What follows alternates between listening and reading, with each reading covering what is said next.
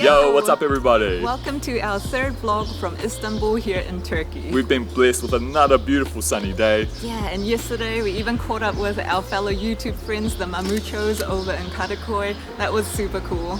And today we're heading off to check out the Hagia Sophia, which is one of the most important and beautiful landmarks here in Istanbul. We're super excited about it, and it's something that I've personally wanted to check out for a very, very long time. It looks like a beautiful mosque and we can't wait to go visit it. We're going to catch a bus And then catch a tram, and then we'll be there. So come along. We'll see you there.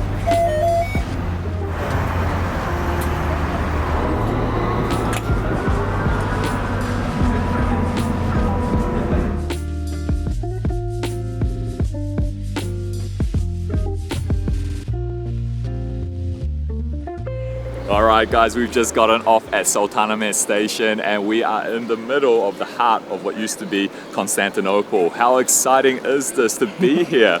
I'm super excited about seeing the Hagia Sophia, which is just over there. It's going to be a short distance away, but we heard there's quite long queues, so let's go check it out.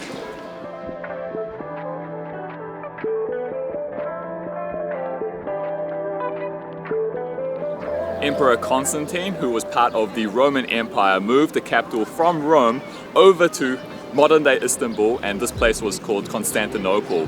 It was during the period of the Byzantium Empire, and this is definitely something that I've wanted to check out for a long, long time. There's some fortified walls around this area which I also want to see, but right now, standing right under the Hagia Sophia, what an amazing sight it is.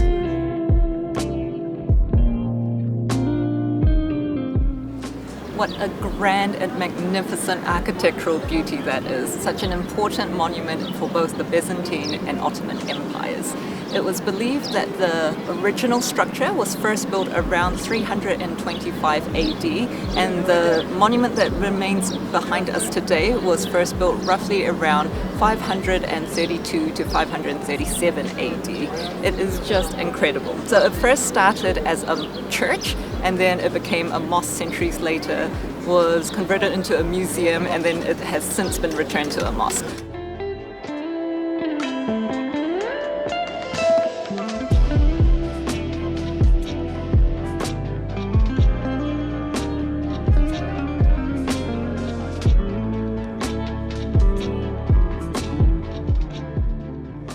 An important thing to know when you are visiting the Hagia Sophia and any of the mosques and even temples when you're going overseas and that sort of thing is to dress appropriately and respectfully. So here this means that for women we need to wear a headscarf and also long sleeves and pants or something that covers past the knees. And for men you should be wearing pants and at least a t-shirt as well. If you need a headscarf and you don't have one, you can actually buy one here. It's only 30 Turkish lira. But I've got mine already, so we can head on in.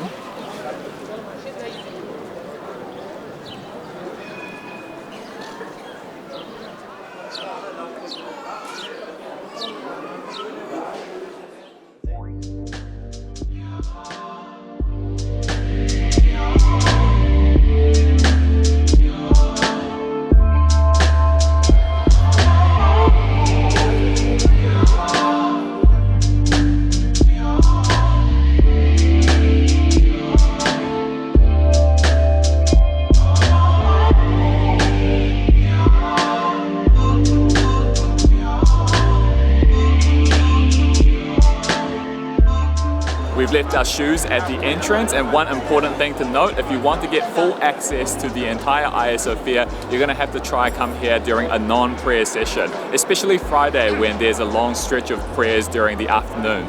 How amazing is it to be inside though? It is incredibly busy, but still it is an amazing work of art inside this building. The columns look fantastic. They've got the nice chandeliers all around, and I'm spotting for the original artworks that were later on covered when the Ottoman turned this place into a mosque. So we'll see what remains that we can find, but man, what a vibe it is in here. Yeah, we've come here on a Tuesday afternoon. Tuesday afternoon, very busy.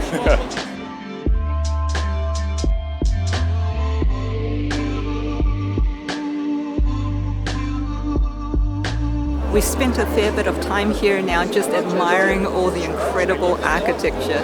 It is truly magical and majestic in here, especially with the glowing lamps and this jewel green carpet too. It's beautiful. They have announced that it is prayer session time starting soon, so the men are praying or will be praying up at the front area and the ladies at the back where it's a bit more private for them too. So we're going to head on out, grab our shoes and maybe just have a walk around the area and see what else we see.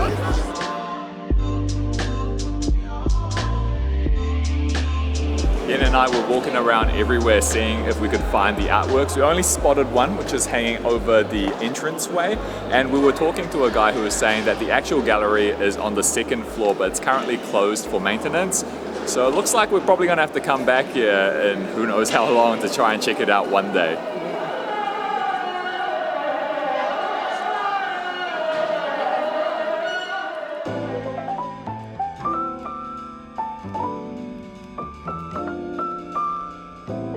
Right next to the Hagia Sophia are a whole bunch of cafes and restaurants just in walking distance. So we've decided to stop here at Ayasofya Kebab. Sounded like a good restaurant. Yeah, absolutely. And it had good reviews too. And our food has just arrived. I've gotten myself the pomegranate juice and a chicken chop. I unfortunately just later only saw that there was a chicken shish, which is where it's already chopped up and boneless, and that's normally what I would prefer, but you know, it's okay. I've got the bone version, which means that it's probably going to be very juicy since it's still on that bone. The portion size is very generous, as you can see. Let's have a quick sip of the juice. Nice and cold and refreshing, very pomegranate-y. I don't know how else you describe that. Let's try a little bit of the rice and the chicken. I'll just put my bread over there.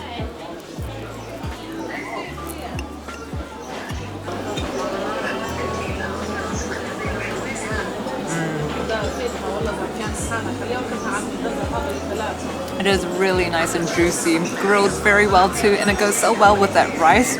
Just a little bit of salty flavor. It's delicious. I think we're off to a great start for our meal. This is something that I've been addicted to. This is called alma chai and it is apple tea.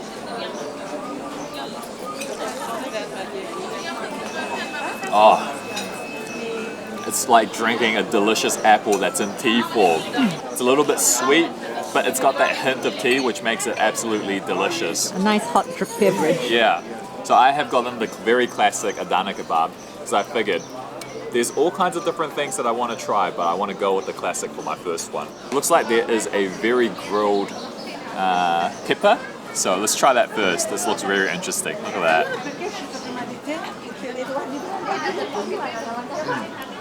Oh, you can taste all the charred flavors in there, and it is in fact a little bit spicy, so that was surprising. But now for the main thing, the kebab. This is a mixed lamb with a bunch of herbs inside, and I used to think that chips was just a New Zealand thing because it always used to come with my Adana kebabs back in New Zealand, but here in Turkey it does come with some fries too, so Maybe it's catered for tourists, I'm not sure. I'm not sure either, but either way I like it. I'm going in for a bite.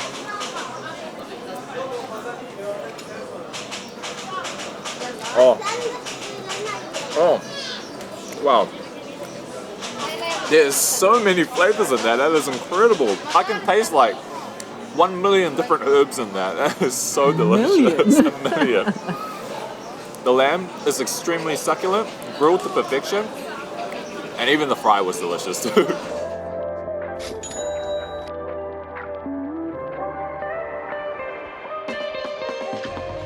That was a great meal over at Ayasofya Kebab, and gotta say, Turkish hospitality is so nice. They're very kind and generous, and the people at the place that we were just eating at gave us some baklava dessert as well as Turkish tea to finish off our meal for free, which was super generous. And it's not because that we're vlogging, we've just noticed that that is something that tends to happen here in Turkey, even when we're not on doing any camera vlogging or anything any of that kind of stuff. People are just really friendly and incredibly hospitable. So thank you, Ayasofya Kebab, that was a delicious meal.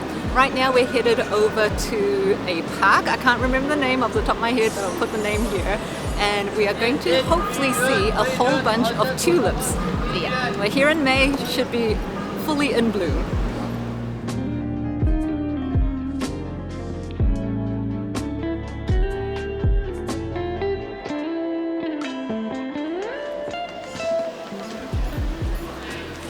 Peter has been giving me quite the history lesson today. So apparently these walls are what protected Constantinople. And I think we can see Gulhane Park right over that way. Looks like it should be a really lovely place to check out.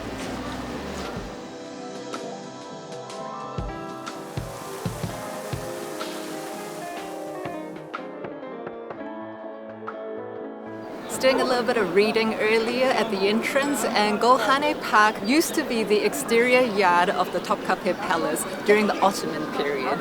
It was first opened to the public though in 1912, and it used to have a whole bunch of different attractions here, like even a zoo, but now it's home to many of Istanbul's museums. It's a great expansive park right here in the urban central, lovely and shaded too, which is great for a hot day like today. Yen and I have pretty much covered the entire length of the park, and it is a beautiful park. However, unfortunately, I think we have come just at the end of the tulip season. It's the 17th of May right now, and most of them are like this. Yeah. Withered a little. All wilted, unfortunately. Yeah, but it's okay. There's another very important thing that we want to check out in this park. It's the column of the Goths, and I believe it is that way. It's quite a, I guess, unknown part of the park, but I know about it, so we're gonna go check it out. Done your research, eh?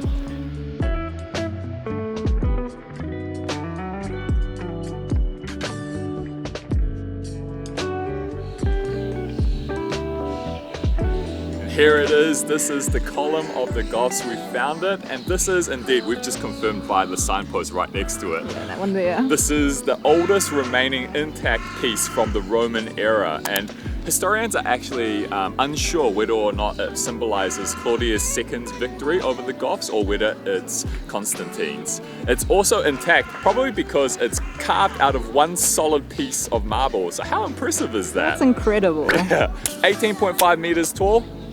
It's very nice.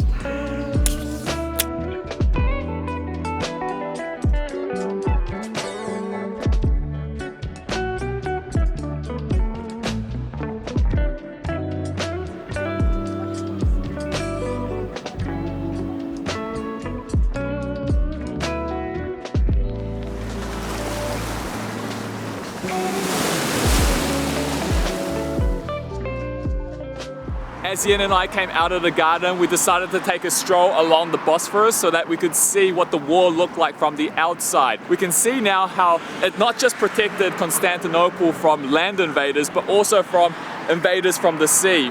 What's also nice about this area is you're going to be able to catch glimpses of Topkapi Palace. I think that's how you pronounce it. I'm not sure. And you can also see a lot of people out here fishing on the rocks and also just chilling out. So it's got a nice relaxed vibe to it.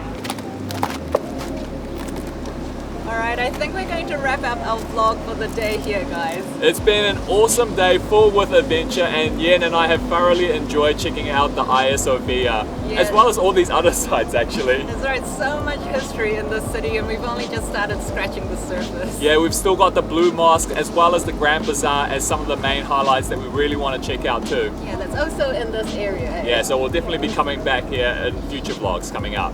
So please do make sure that you are subscribed to our channel if you aren't already, and give this video a thumbs up, drop us a comment too. Please do follow us along on our adventures here in Turkey. We'd love to have you come along for the ride.